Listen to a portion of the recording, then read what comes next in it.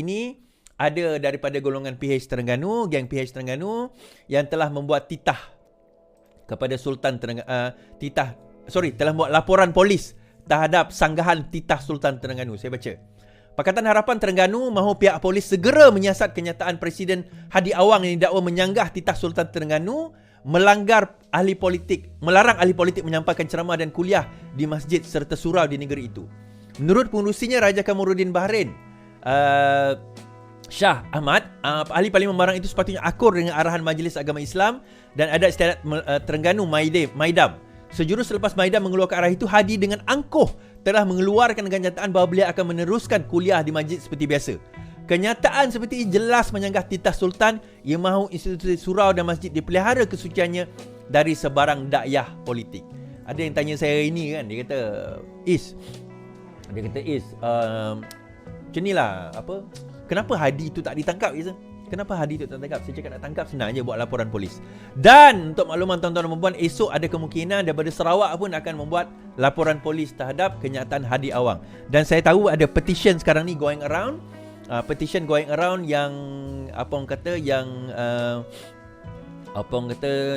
bukanlah petition going around macam mana, dia sekarang ni going around lah, nak minta supaya gelaran Tan Sri itu ditarik balik oleh Agong, sebab yang Pertuan Agong yang anugerahkan Tan Sri itu kepada Haji Hadi. So ditarik balik title tersebut. Okay, tarik balik tak tarik balik itu tak penting. Sekarang ini apa yang berlaku tuan-tuan? Violation lagi. Apa yang berlaku adalah, adakah kemungkinan PAS boleh diharamkan? Okay. Adakah kemungkinan PAS itu boleh diharamkan? Ini saya nak bawa. Semalam saya bercerita tentang kesilapan besar kesilapan besar Menteri KDN sebelum ini, iaitu Hamzah Zainuddin, apabila dia tidak mengharamkan UMNO awal.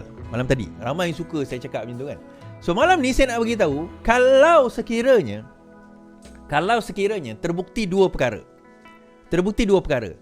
Pertama, dakwaan bahawa ada wang haram digunakan untuk menaja parti politik. Wang daripada sumber-sumber haram digunakan untuk menaja parti politik, maka daripada situ parti yang menerima dana tersebut boleh diharamkan. Okey, ni kita cerita. So apakah antara kemungkinan parti yang boleh diharamkan? Bersatu, ada kemungkinan PAS, tuan-tuan. Sebab sekarang ini isu timbul bagaimana PAS boleh dapat duit yang terlalu banyak untuk menghadapi pilihan raya. Dia orang cuba nak alihkan. Dia kata, dia nak buat laporan polis sebab apa? Pakatan Harapan membelanjakan wang yang banyak untuk pilihan raya. Saya pengarah pilihan raya Parlimen Petrajaya Kuching Sarawak. Saya yang memilih calon untuk bertanding di Parlimen Petrajaya Kuching Sarawak. Saya yang decide dia kena bertanding. Kan, penyokong saya punya mula-mula jentera, saya tak setuju. Dia kata, kau kena bertanding. Saya kata, aku nak bertanding. Macam mana aku kena gantung? Kan, okey, kita cadangkan orang ni, so dia bertanding. Saudara Sopian, saya pegang dana. Bukan saya lah, maksudnya saya ada jentera, saya pegang dana. Saya ada bendahari saya. Saya tahu berapa jumlah duit masuk. Saya tahu berapa banyak bendera kami dapat. Bendera kami dapat seminggu lepas penamaan calon, kami tak dapat lagi bendera tau. Nak bagi tahu bila the time saya antara yang awal dapat bendera ni seminggu selepas penamaan calon. Maksudnya seminggu lagi nak pilihan raya, baru saya dapat baju, baru saya dapat bendera, baru saya dapat barang-barang. Itu pun tak cukup. Lepas itu tanya pula tempat lain. Tempat kita orang tak sampai lagi sebab kawasan pedalaman. Pos pakai bas. Pos pakai kereta. Hantar kat dia orang, mana yang kita boleh hantar pakai kereta, kita hantar pakai kereta. Kat mana yang dikatakan belanja kami banyak? Kat mana? 10 bendera dia, 20 bendera GPS masa tu, 1 bendera kami, tuan-tuan. Kan? So saya tanya kawan saya dekat Semenanjung, sama juga. Cerita sama juga. Kan? Sama juga rupanya. Bendera tak cukup, bendera datang lambat. Benda tu semua berlaku. Dan nak membuktikan, kan, ada orang kata buka tabung. Nak membuktikan, walaupun kita ni pernah jadi kerajaan, kita tak sakau, tuan-tuan. Duit tu tak ada. Kan? Duit tu tak banyak. Of course lah, Anwar Ibrahim adalah mungkin ada orang nak belanja ke, ataupun parti tu sendiri sponsor dia lebih sikit sebab dia presiden. Itu of course. Tapi dia seorang je lah. Yang lain ada 70 lebih calon PKR pada waktu itu. Saya tak boleh bercakap bagi pihak parti lain lah. Tapi PKR ada 70 lebih. Mungkin Anwar Ibrahim dia belanja lebih sikit sebab dia presiden. Tak apalah. Tetapi bagi kami yang lain ni normal. Nak kata miskin sangat tu taklah juga. Mampulah bayar. Kita mampu bayar pacar kita, polling agent, counting agent. Kita mampu bayar barang-barang tu cukup. Tapi selain daripada itu tak. Now, balik kepada cerita saya tadi. Ada tak kuasa menteri untuk membatalkan? Ya. Seksyen 5 Akta Pertubuhan 1966 membolehkan menteri mempunyai kuasa untuk membatalkan pertubuhan. Now, apa antara alasan-alasan untuk membatalkan pertubuhan?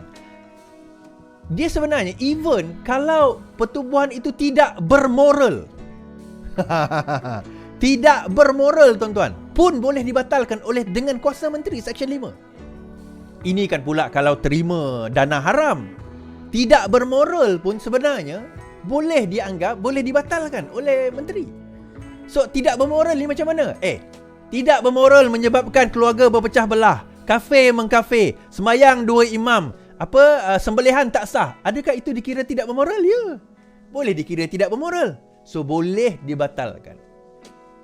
So, sekarang ini di isu ni macam mana, tuan-tuan? Duit ni masuk, Azalina dedahkan semalam, lebih 6.5 bilion telah diluluskan pada zaman Perikatan Nasional, di mana melibatkan lebih 56 projek dan daripada kalangan ahli-ahli keluarga, pemimpin-pemimpin parti tertentu. Dia tak sebut parti mana lah, tapi kita boleh assume itu parti bersatu lah kan. Now, kalaulah individu ini mendapat dana tersebut, ada tak kemungkinan some of them akan spill mengatakan dana itu masuk ke dalam parti-parti yang terlibat? Bersatu, even PAS sekalipun, even gerakan kalau dia bertanding lah, gerakan bertanding, tapi kalau dia ambil lah duit tu kan, taklah tolak tepi gerakan lah, kita ambil PAS. Ada kemungkinan? Ada kemungkinan. And that is the very reason kenapa diorang beria nak jatuhkan kerajaan yang ada sekarang ini. Now, bila parti itu terlibat, jangan pernah pelik kalau sekiranya pemimpin mereka juga terlibat. Pemimpin mereka juga terlibat. So, jangan terkejut lepas ni, antara yang mungkin kena panggil, Tuan Ibrahim Tuan Man, Hadi Awang mungkin akan kena panggil. Ini baru jana wibawa, tuan-tuan. Kita ada satu lagi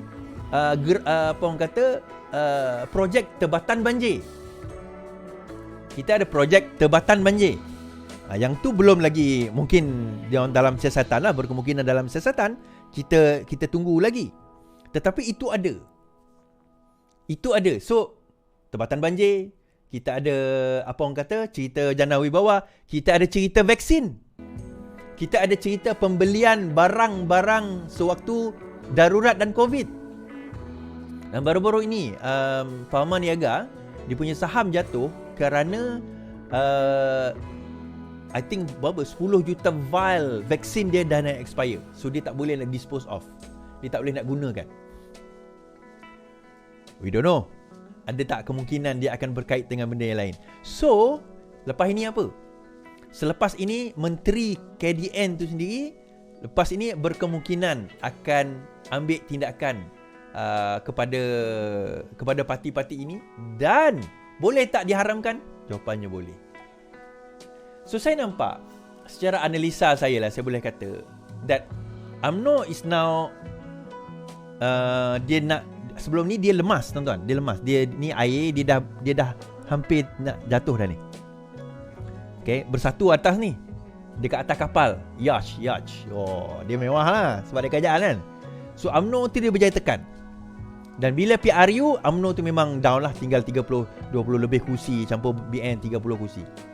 Now, dalam keadaan yang ada sekarang ini, the things are going terbalik. Kapal bersatu sekarang ni dah nak collapse. Kapal bersatu dah nak collapse. So sekarang ini dah nak naik balik. Terima kasih 8,000 yang menonton saya di YouTube dan Facebook. Dah nak naik balik. Okay, dan 1,000 di TikTok. dalam Twitter. UMNO nak naik balik. Kalau UMNO dan Zahid bijak dan pandai, dia akan boleh tenggelamkan terus Bersatu. Now, kalau Bersatu diharamkan, adakah semua ahli parlimen Bersatu itu akan hilang jawatan? Tak. Okay, kita kena faham. Parti boleh diharamkan, tetapi mereka akan kekal sebagai ahli parlimen, cuma tidak berparti. So, cara dia nak buat macam mana? Dia boleh buat parti baru, dia boleh jadi bebas, itu terpulang kepada dia. Dan benda ni bukan tak pernah berlaku. UMNO pernah diharamkan, dan UMNO pada tahun 1988 buat UMNO baru seperti mana yang kita tahu sekarang ini. Jadi itu yang berlaku. So itu boleh.